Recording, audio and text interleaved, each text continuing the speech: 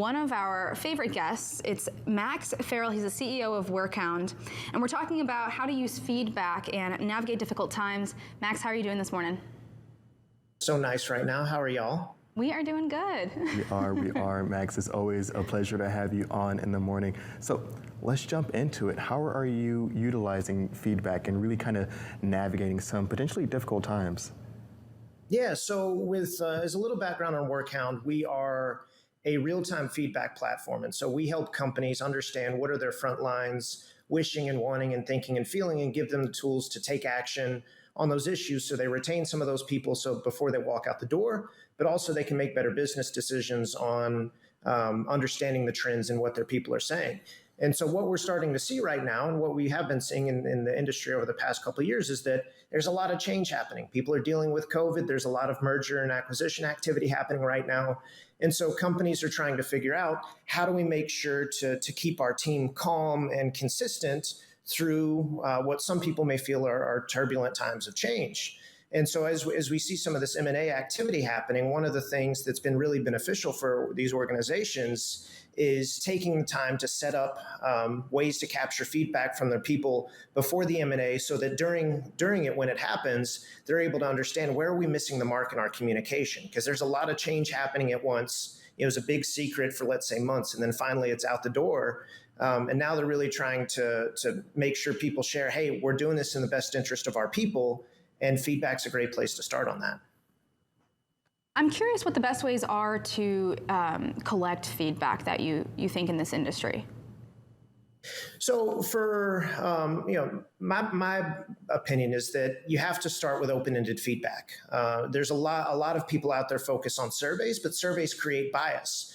It's often management saying, we think we know what the issues are. But if you look at the national averages of turnover rates that are hovering around 95% or higher, we don't know what we don't know. And so there's a lot of blind spots out there, and we really need our eyes and ears that are on the front lines to tell us what's really going on.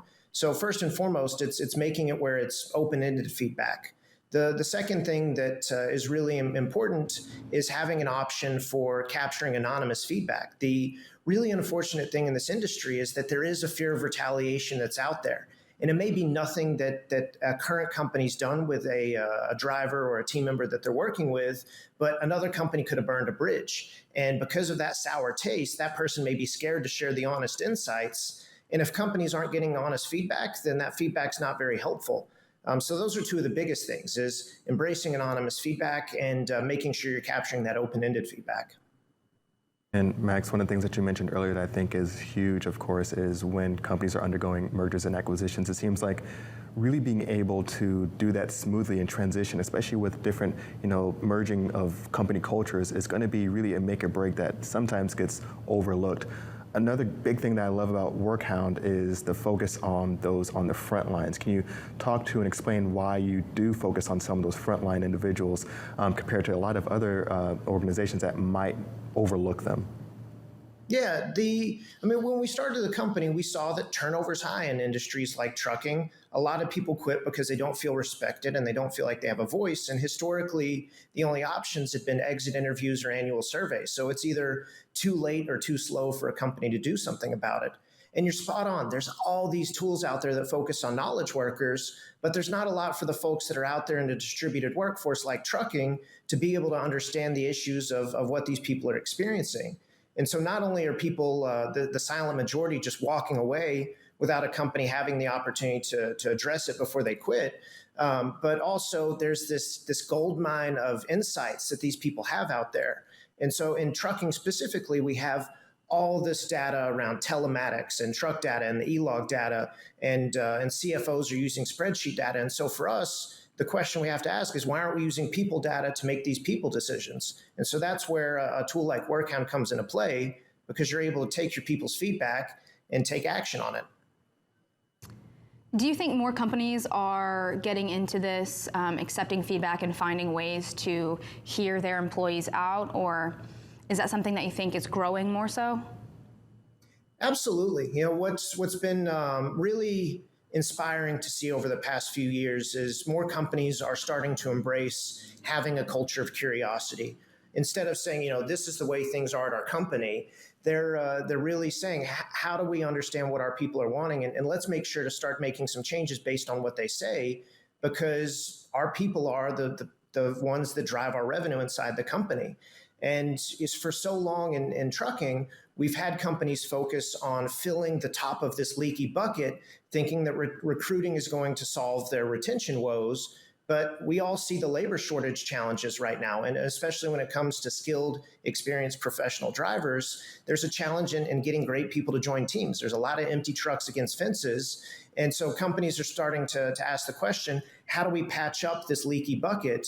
And once they start patching up the holes at the bottom and asking their people what they want, then good things start to happen. And they start to see some percentage points improvement, but they're also building a better business because they're listening to their people. You touched on the retention rates, excuse me, in the industry, 95% in some cases. When we're looking at the U.S. overall, we see the latest unemployment or the latest jobs report showing that 11.5 job openings. The quit rate pre-pandemic was around 3 million a month, now elevated to 4 million a month. Do you see that leaky bucket that you were talking about earlier really being exacerbated by these trends? And is that really something that's pushing forward the conversation about getting feedback from your workers here and really helping start that conversation? Absolutely. Right now in the industry, companies are feeling the pain. They're seeing people leave, and they're wanting to understand why, but they're realizing they have to be proactive instead of reactive in addressing this. When the pandemic hit, it gave people a lot of time to reflect on, what do I want out of life? What do I want out of a job and a career? And what is the best fit for me? Is this a place that's going to take care of me? And if the answer is, I don't know, then there's a bunch of companies out there raising their hand saying, hey, we'll do a better job taking care of you. And what people in this industry have to realize is that trucking's competition is not other trucking companies. It's companies that are in the gig economy. It's companies that are in construction or warehousing or any sort of local job. There's a lot of opportunities now for people to pick where they spend their time. And so we have to make a commitment to evolving the job to make it more desirable, regardless of where it is in the supply chain, so that people will be a part of helping improve that experience. I am curious of any feedback that you have seen, if there's one or two things that you've noticed across the board or with many companies that might be an issue or something that drivers would like solved. Well, there's a lot of areas of improvement, but one of the things that really stood out in our latest trends analysis was around training. What we saw was in 2021, when people shared feedback about training, about 47% of those people wound up leaving their company that year. And so that tells us a couple different things. It tells us that new drivers that aren't integrated or oriented well are at a higher risk of leaving. But also, with all these new tools and technologies that are coming into the industry, it's important to make a commitment to training, not just with new people entering the company, but with the existing people on an ongoing basis. So if you're implementing a new ELD, for example, you really need to take the time to get your people up to speed, because the moment that they feel like they don't understand this technology, they're going to go somewhere where they feel like they can be in control and understand what's going on. Because for any of us in work, if we hit that moment where we don't feel great about the work we're doing and we lack that confidence, that's not a great feeling. And so we're always eager to go find that place where we can feel confident and like we're doing our best work. And so training is a big part of that. And Max, how are companies really starting to embrace the idea that a career in driving may not be forever? Well, the reality out there is that permanent employment is dead. Like, if you look at millennials, the average tenure at a company right now is 18 to 36 months. So in trucking, we talk often about we hire to retire. And we would love that. We would love if people stayed in jobs for a really long time, but the data is not supporting that right now. And so one of the things that we're starting to see more of in the industry is companies embracing that they are a moment in somebody's career if they're coming in as a professional driver. So for example, if a driver comes in, like any of us, they crave autonomy, they crave mastery, they crave purpose, and they want to know that there's a path for them outside of just driving forever. And so more companies now are starting to create evolved roles over time, where maybe somebody starts out as a driver, but then they become a mentor for new drivers after they've been there a while. And after that, they become a trainer to actually develop their coaching skills. Some drivers wind up becoming really great ambassadors for companies and become great referral sources. So they become almost like a on-the-go recruiter for companies. And we even see companies starting to map out paths for drivers to become a driver liaison inside the office or inside the company. But also, I think it's okay to share as a company with drivers, hey, here's how we're going to help you beyond your driving career here. Because if you ask any driver recruiting leader, or any CEO for that matter, if they could get a driver to stay at their company for a year, they'd sign up and take that in a heartbeat. So if we're building out initiatives around that to support that and support what people want in their careers, I think we have an opportunity to get more people interested in this industry. Max, thank you so much. And just before we head out, can you tell us where folks can find more about Workhound and more about you? Absolutely. So just visit our website. It's workhound.com. You can see the hound on the wall behind me.